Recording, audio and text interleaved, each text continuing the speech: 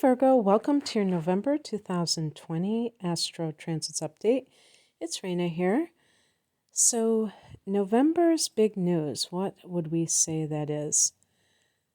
Mars and Mercury turn direct, and these are both personal planets. And when Mars turns direct in mid-month, then we have this opening or portal from mid-November through the end of January of 2021, when all the personal planets are direct. I've actually done a tarot reading about this.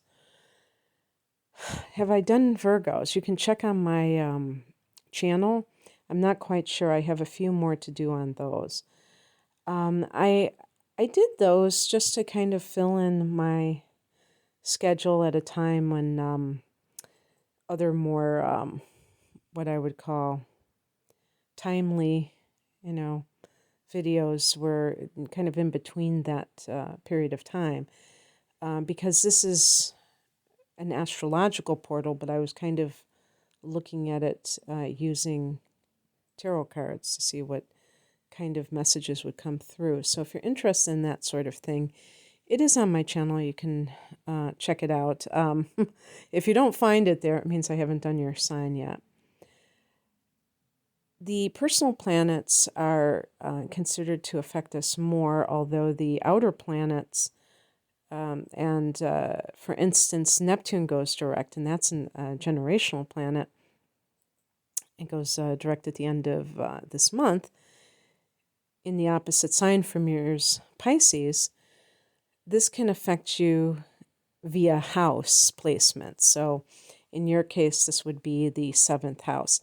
By the way, it goes without saying that this is a general reading, so it's not going to be necessarily exact for all of the dates and all of the transits that I mention in terms of which house they affect your sun or your rising sign in Virgo, but it's the best I can do under these circumstances. If you would like a private reading where I can pinpoint it using your natal chart, hit me up.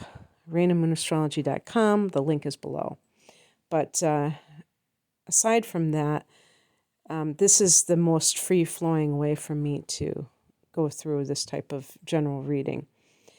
So we have the sun in a friendly angle in Scorpio, a sextile, and this is your 3rd house.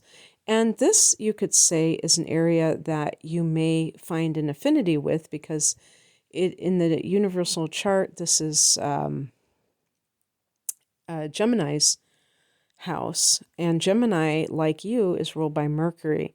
So the kind of affairs of the 3rd house can feel a bit familiar. Communication, even I would say practical communication with the 3rd house. You are connected to that, and you do like that mundane knowledge, that helpful kind of knowledge. I have the moon in Virgo, and a lot of these inner planets, when you have a particular sign in a personal planet, it will have some of the same effects, and that love of practical knowledge versus just knowledge for the sake of knowledge can be really featured. And there may be some kind of training that you are getting involved with, or maybe you're doing tutoring or teaching. Your ruler, Mercury, goes direct on the 3rd in Libra, which is the sign right after you. So this is the 2nd house of earned income. So you had Mercury go retrograde in the 3rd house, and then it goes direct in the 2nd. So there might have been some kind of deliberating that you were doing, thinking over something that had to do with the way that you earn money as it relates to teaching or writing or another form of communicating, and you come to some kind of decision or an agreement. Also, Mercury can be contracts, so that might have been something that had to do with your finances, or maybe the money that you earn and how that all comes together. And that happens on the 3rd. Mercury goes back into Scorpio a week later on the 10th, and so it goes back into that 3rd house, and you're able to kind of move forward. This is where it all began, the retrograde. Able to move forward with any kind of projects that have a training, learning, or teaching component to them, communication, internet, blogs, that sort of thing. Also, if there's anything with siblings, if you had some kind of a misunderstanding, maybe that had something to do with money, or a contract, even if it had to do with a will. That's the only thing I could really think of that is connected to siblings that would have that kind of effect, but maybe I'm wrong about that. That might get sorted out. And then on the 15th, and on the 13th, Mars stations direct at 15 degrees of Aries. So, for Virgo, this is your 6th house, or is it? No, I'm sorry, your 8th house.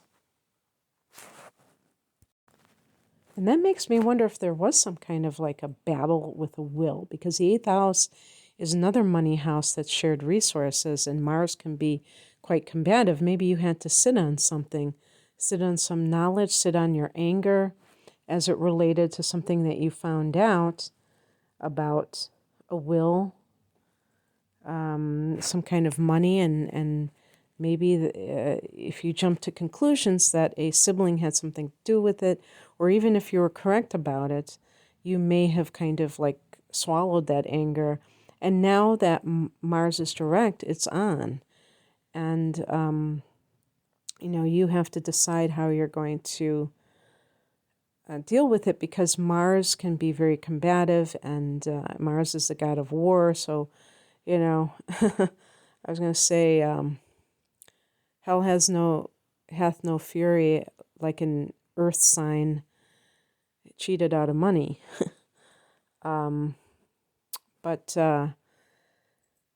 the 3rd house that I was talking about, where the Mercury retrograde began, can also be aunts and uncles and cousins. So if there's any kind of deception there, then maybe that was, or some kind of a miscommunication, or who knows, maybe it was a downright deception. Gets sorted out, and then Mars direct means that you are fighting for what's yours in terms of the communal pot of the money. On the 15th, we have a new moon at 23 degrees of Scorpio, and this is that 3rd house, so you might be coming to some new agreement. And also, it should be noted that Scorpio rules the 8th house of shared resources, where your Mars is at. So there might be some, connection there in a indirect way, symbolically, you could say. Any kind of new beginnings that relate to contracts and communications, connections with siblings and extended family members, new teaching assignments, new trainings. On the 21st, Venus goes into that house as well. Venus can be money, so maybe that's getting all sorted out, and therefore there is, the money is following. The contract is signed, the money is following. Maybe a harmony with siblings. And on the very same day, the sun goes into Sagittarius. Sag is your 4th house, Virgo, home and family sector. So this is where your energy is starting to, your concentration is starting to come into this area, your focus, if you will. the domestic area. And this is also the house of the mother. On the 28th, Neptune goes direct. This is what I was talking about earlier. At 22 degrees of Pisces in the 7th house of committed partnership. So you've had Neptune in this house since 2011. You will have it here for several more years. In the area of committed partnership, there may be some Virgos who experienced even like a marriage and divorce within this time span. And I don't mean to laugh about it, but I mean anything is possible, that you found out the hard way that some people are not what they claim to be. And the 7th house is the commitment phase, the partnership, whether it's a legal one through marriage or if you move in together. You may have experienced disillusionment, especially in the last 5 months, as Neptune has been retrograding in this area. It can kind of give a reality check, and now you're ready to, I don't want to say it, I'm going to say this as a joke because I don't really mean it, lie to yourself again about everything. But actually, Neptune in the 7th house can mean soulmate material. In this time frame of meeting somebody, that could be your soulmate. So it's definitely not all negative. And now that Neptune is direct, this maybe somebody that you thought was your soulmate wasn't, but that doesn't mean you're not going to encounter this individual. And especially, I would say, looking to next March, I think it will be, when there's a new moon in this sector. That might be the time when you meet that person. And maybe the new moon in Pisces will be in conjunction with Neptune, and that would be very auspicious. So I'll deal with that more when we get to 2021 predictions. So on the 30th, we have a lunar eclipse, again in this mutable energy. So, these hits, Pisces is mutable, so is Gemini. This is going to be in your 10th house of career. So that's really good, Virgo. And this could be a big shift, shake-up with career matters. Lunar eclipses are powerful full moons, which can, powerful full moons can bring some sort of recognition to you.